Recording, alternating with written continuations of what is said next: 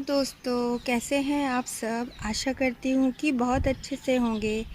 Friends, आज मैं आपके एक रिक्वेस्टेड वीडियो लाई हूँ आप सभी के सामने, जो कि मेरे एक व्यूअर फ्रेंड ने मुझसे रिक्वेस्ट किया था कि उनके तोरी के प्लांट में तोरी लग नहीं रहे हैं, फ्लावर झड़ जा रहे हैं, तो उसका क्या कारण है। तो आइए मैं इन्हीं सब कारणों पर चर्चा करूँगी।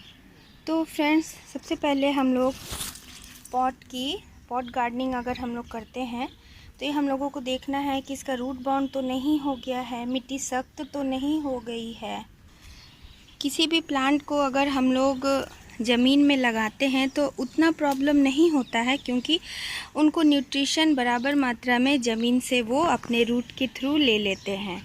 लेकिन जब भी हम लोग कोई भी प्लांट अगर पॉट में लगाते हैं तो हम लोगों को बहुत ही स्पेशल केयर करना पड़ता है और उसे बराबर फर्टिलाइज़ करना पड़ता है, मिट्टी को गुड़ाई करते रहना पड़ता है, और ख़ास करके पेस्ट वगैरह लग गए हैं उन सब बातों को बहुत ही ध्यान देना पड़ता है। तो चलिए मैं दिखाती हूँ कि सबसे पहले ये देखिए मेरी तोरी के प्लांट का ये रूट है। तो हम लोगों को चेक करना है कि गुड़ाई कैसा है, रूट बाउंड तो नहीं हो गया है। तो हम लोगों को हल्का हल्का पॉट में इस तरह से गुड़ाई कर लेना है। जड़ टूटे नहीं, अच्छे से ध्यान से गुड़ाई करिएगा, नहीं तो रूट डैमेज होने का खतरा रहता है। और अगर आपका मिट्टी सख्त है तो सूखा है तो गुड़ाई करने में दिक्कत होगा, तो आप सुबह प्लांट में पानी दे दीजिए और फिर शाम को गुड़ाई करिए, तो आपको बहुत ही आराम होगा, आराम से आप गुड़ाई कर पाएंगे। जो हम लोगों ने गुड़ाई कर दी तो उससे हम लोगों को दो फ़ायदा होता है। एक तो जो हमारा रूट बॉल हो जाता है तो उससे भी प्लांट की मिट्टी ढीली हो जाती है और वो अच्छा एरेशन लेता है, अच्छे ब्रीदिंग उसकी हो जाती है। साथ में जो पानी के द्वारा वो जो पोषक तत्व ग्रहण करते थे, अब्जॉर्ब करते थे, और मिट्टी सख्त होने की वजह से, रूट बाउंड होने की वजह से वो नहीं ले पा रहे थे न्यूट्रिशन, तो अब वो न्यूट्रिशन ले पाएंगे। तो नेक्स्ट हम लोगों को गुड़ाई करना है फर्स्ट, और सेकंड अब हम लोग इसमें वर्मी कंपोस्ट या गोबर खाद ये सब ऐड करेंगे। तो चलिए ऐड करते हैं। ये देखिए, ये मैं वर्मी कंपोस्ट लेकर आई हूँ और साथ में नीम खली भी लेकर आई हूँ। तो चलिए पहले हम लोग वर्मी कंपोस्ट को ऐड करते हैं। इस तरह से हम लोगों को वर्मी कंपोस्ट दे देना है, ताकि जो भी प्लांट में न्यूट्रिशन की कमी है वो पूरी हो जाए। ऊपर से और थोड़ा सा हम लोग ऐसे मिक्स कर देंगे। अब हम लोग सरसों की खली ऐड करेंगे। सॉरी फ्रेंड्स, मैं सरसों की खली बोल गई, नीम की खली ऐड करेंगे अब हम लोग। और नीम की खली ऐड करने का यही एक मुख्य कारण है और फ़ायदा है कि कभी कभी मिट्टी में भी फंगस लग जाते हैं, तो नीम का खली बहुत ही अच्छा एक खाद का भी काम करता है और एंटी फंगल का भी काम करता है। तो इस तरह से देखिए हम लोगों ने मिट्टी की गुड़ाई की, फिर वर्मी कंपोस्ट ऐड किया, उसके बाद नीम खली को ऐड किया। तो इतना काम कर लेने के बाद नेचुरली हमारा प्लांट बहुत ही हेल्दी ग्रो करेगा। अब नेक्स्ट हम लोग चलिए बातें कर लेते हैं अन्य टॉपिक्स। मेरा तो ये प्लांट थोड़ा पुराना हो गया है और अब जाने का टाइम है। अच्छा खासा इसने फ्रूटिंग किया, लेकिन मेरे एक व्यूअर फ्रेंड्स का रिक्वेस्ट था, उनकी क्वेरीज थी, तो कमेंट के सेक्शन में इतना आंसर करना पॉसिबल नहीं हो पाता है। तो मैं सोची क्यों नहीं एक वीडियो के थ्रू बता दूं जो काफ़ी लोगों को हेल्पफुल हो, तो इसीलिए मैं बना रही हूँ। तो मेरे प्लांट में अभी उतना फ्लावरिंग नहीं हो रहा है, क्योंकि अब इसके जाने का टाइम हो गया है। इसने बहुत फ्रूटिंग करी अच्छी खासी अमाउंट में, लेकिन फिर भी मैं व्यूअर्स का प्रॉब्लम सॉल्व करना उचित समझती हूँ, तो इसलिए मैं आपके साथ ये वीडियो शेयर कर रही हूँ। तो अगर वीडियो पसंद आए तो लाइक शेयर कमेंट ज़रूर करिएगा, और यदि मेरे चैनल पर नए हैं तो ज़रूर सब्सक्राइब करिएगा मेरे चैनल को, साथ ही बेल बटन आइकन को प्रेस करिएगा, ताकि मेरे आने वाले हर इंफॉर्मेटिव वीडियो आप तक पहुँच जाए। तो हम लोगों को फ्लावर चेक करना है। जैसे कि ये वाला फ्लावर आप देख रहे हैं, ये हम लोगों को ये मादा फ्लावर है, और जो नर फ्लावर होता है उसमें ये पार्ट नहीं होता है, ये पार्ट जिसमें तोरी, छोटी सी तोरी जो लगी हुई है, ये नहीं लगी हुई रहती है।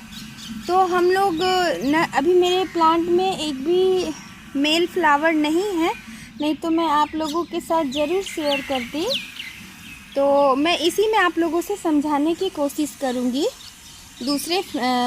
कोई दूसरा फ्लावर का उदाहरण लेकर। जैसे कि आप इसको मान के चलिए कि ये तोरी का ही ये रेड फ्लावर है, तो तोरी का फ्लावर येलो कलर का होता है, तो आप इसको तोरी का फ्लावर समझिए। और देखिए ये जो तोरी लगी हुई बेबी तोरी, ये मादा फ्लावर में ही होगा। और जैसे कि ये जेंट्स फ्लावर है तो इसमें तोरी नहीं लगा हुआ है, इस तरह से आप समझिए। या फिर मैं आपको लौकी के बेल से इस चीज़ को समझाती हूँ। जैसा कि देखिए ये मेल फ्लावर है, इसमें कोई भी यहाँ पर इस वाले जगह पर कोई भी फ्रूटिंग नहीं लगा हुआ है। और ये फीमेल फ्लावर है, ये फ्लावर खिलेगा ऊपर में और नीचे में देखिए लौकी लगा हुआ है। और मेल फ्लावर देखिए जिस तरह से ये सूख गया। और ये फीमेल फ्लावर है, ये बड़ा होगा धीरे धीरे, लेकिन अगर इसमें पॉलिनेशन की प्रक्रिया नहीं होगी, परागण नहीं होगा, तो ये भी फ्रूट हमारा झड़ जाएगा। तो हम लोगों को चेक करना है कि हमारा जो प्लांट में फ्लावर लग रहा है वो मेल फ्लावर लग रहा है या फीमेल फ्लावर लग रहा है।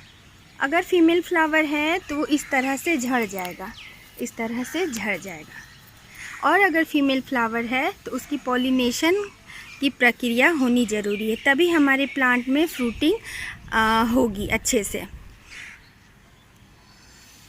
तो इस बात को आप समझ गए होंगे, आशा करती हूँ कि हम लोगों को चेक कर लेना है कि हमारा मेल फ्लावर है या फीमेल फ्लावर है। तो फीमेल फ्लावर है तो उसमें हम लोगों को पॉलिनेशन, अगर मधुमक्खी, चींटी वगैरह हैं तो पॉलिनेशन, सेल्फ पॉलिनेशन हो जाएगा मेल फ्लावर से फीमेल फ्लावर में।